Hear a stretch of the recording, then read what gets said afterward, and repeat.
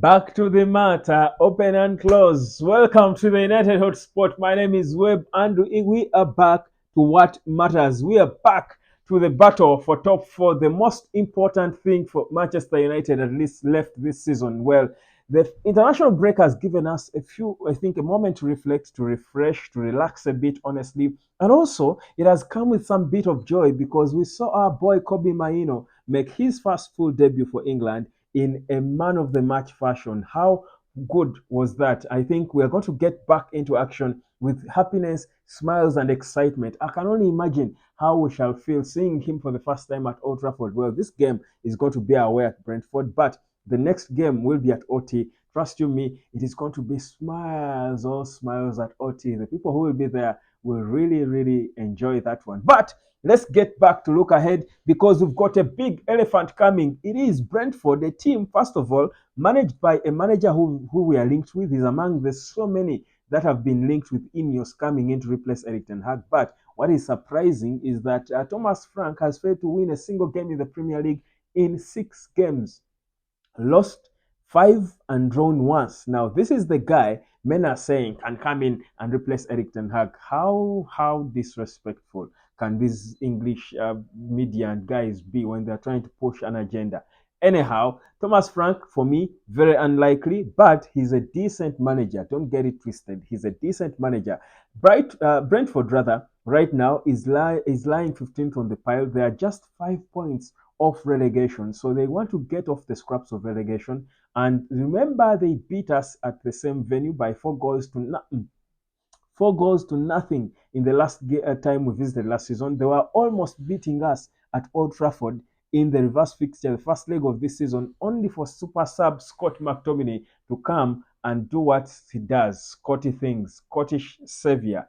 Came off the bench and scored 2 goals in added time for Man United to win that one by 2 goals to 1. We are hoping we're not going to be watching this game again on the edges of our seats again, worrying. This time around, it should be a domineering display and we should be thumping this team. They are boys compared to us now. Now, Man United has got some bit of news in it. First of all, Kobe Maino and Alejandro Garnacho made their first full debuts for their national teams. Alejandro Garnacho's debut was not exactly popular. Not so many paid attention to him. Kobe Maino, the star boy, everyone was watching Kobe taking Belgians to a footballing masterclass and making Jude Bellingham look average.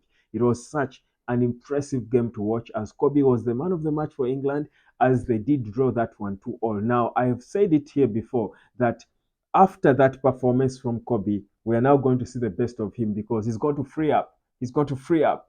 And I've seen articles written about him and his rise, or quick rise to stardom and all and everything. But you see, that's how special players rise. We can try to credit ourselves, and we have to credit the Academy of Man United for, of course, identifying him when he was young. I think he was only 5 when he was first identified, but also nurturing him all throughout to bring him to what he is at only 18. We've got to credit them, but we've got to credit the man above most for, first of all, creating such a special player, and secondly, choosing and saying he should play for Manchester United. It could have been any other club, guys. That's what I'm saying. It could have been any other club. We cannot brag and say it. We are lucky. We are just lucky to have him. And it's good we are in talks to tie him down to a longer contract. Now, Kobe Maino will be the man to watch for me, for Manchester United. And of course, Rasmus Højlund is expected to return hotter and more firing. He was injured when he went into the break, and I think having played for Denmark in the international break might be able to come out there more improved and maybe put an equal threat to Brentford, just like Ivan Toney is expected to put to us. Now, speaking of Ivan Toney, he should be the obvious player to watch for Brentford, having made his full debut as well for England, and he scored in that one a penalty, if you do recall, after connecting well with something initiated by Kobe Mainu. He was speaking and waxing lyrical about Kobe after the game, like everyone else, to be honest. So Ivan Toney will be a player to watch. There are reports linking him to Manchester United, by the way. Arsenal has been a long time admirer of him. Chelsea at some point were interested in him. Now, Man United, I was listening to Fabrizio recently, and he was one of the names they dropped. But I don't think, for me, he would join United. He's so expensive, really. I don't think we would spend 72 million pounds on Rasmus Højlund and spend another over 60 or 70 million pounds on Ivan Toney. I think we don't have that money, honestly. And I don't even think we need him. I think we need a backup for Rasmus Højlund, and that doesn't have to be a 76 million pounds player. There are cheaper options out there that we can go for. But let's stick to the game. So Ivan Toney will be a guy to watch. And I've been seeing debates on all over social media about Ivan Toney and whether it's him or Ollie Watkins who should be going to the Euros, of course, as the backup striker. Of course, Harry Kane will be, of course, the top guy if he's fit, that is. But I honestly think, whereas Ollie Watkins has got a different style, he can, play perhaps even as a number 10, can play with as a second striker and all. I actually think Tony is a threat. Is a bigger threat. I love uh, his what's the word? His industrious nature of hunting for goals. He's stubborn. He's a piece of work. He's a piece of work to deal with, I feel.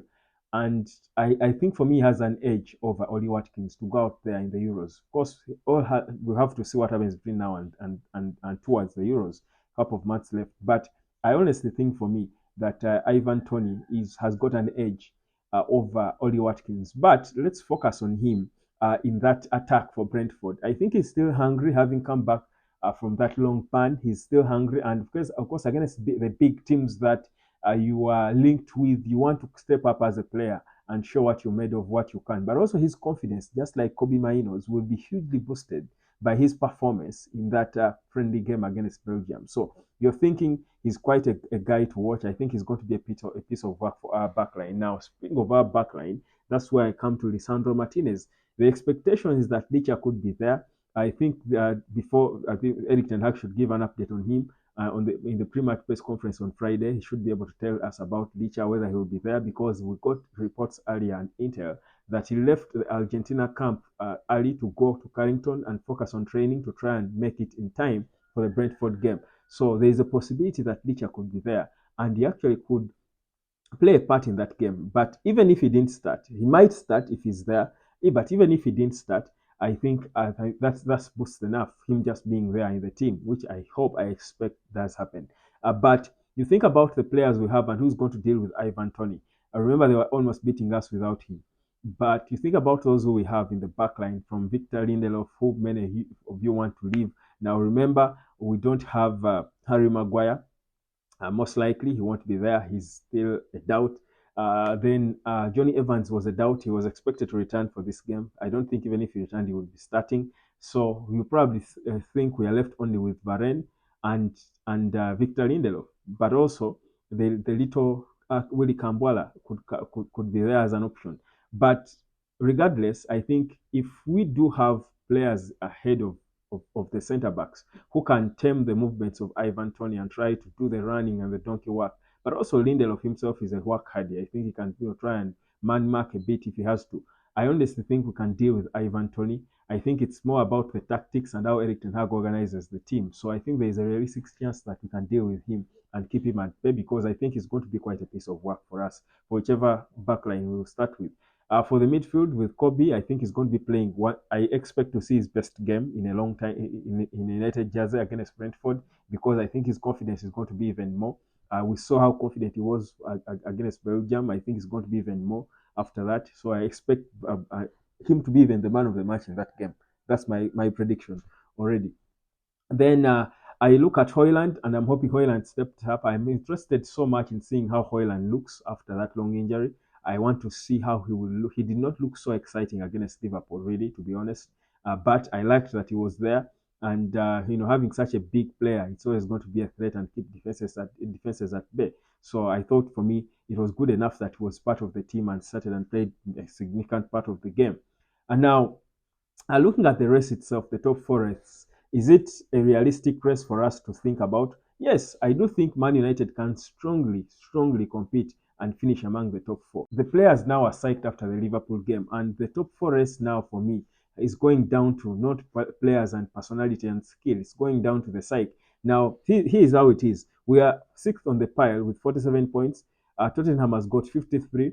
Then Aston Villa has got 56. Now, Aston Villa are fourth on the pile. But United, this is sort of a game in hand. We have a game in hand, you do recall. So we win this one, we beat Brentford, and that's 50 points. So then that is 6 points shy of top four, and with 29 games played. But Spurs as well do have a game in hand. They played 28. So if they won, then it would be 58. So Spurs would go past Aston Villa. I think it's still tight.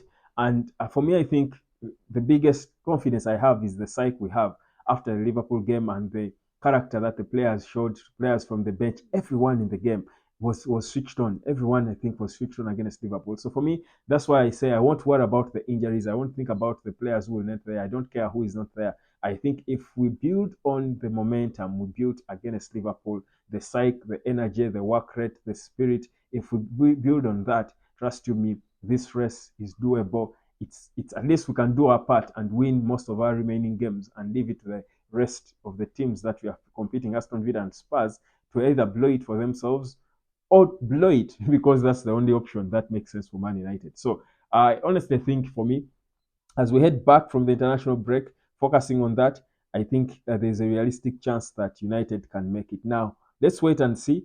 Always at a time like this, at times players return injured. Let's wait and see from Eric Ten Hag's pre-match press conference. That should be tomorrow.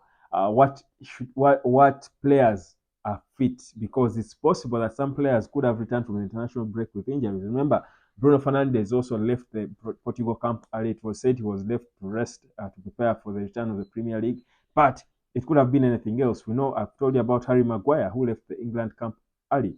I've told you about uh, you don't know. Scott is usually fit. He doesn't really get injured, but he was with Scotland. Probably will be back fit. He's our star boy when it came to the reverse game. He should be playing a part in that game. We don't know about Tony Evans. He didn't play for North Ireland in the international break. He could be baby ready, rested enough, and ready to come and put in a shift there. Lisandro Martinez returned. So let's wait and see. But for me, regardless of who is fit or who isn't, I think the psyche is what matters. If we build on and capitalize on the Liverpool side, trust me, Brentford will hear the best of us. But I'll give you my prediction after Eric Ten Hag's press conference. Of course, when we return to our lives in our pre-match build-up, we'll talk about that and more. My name is Webb. This is the NHL Sport. Subscribe, guys.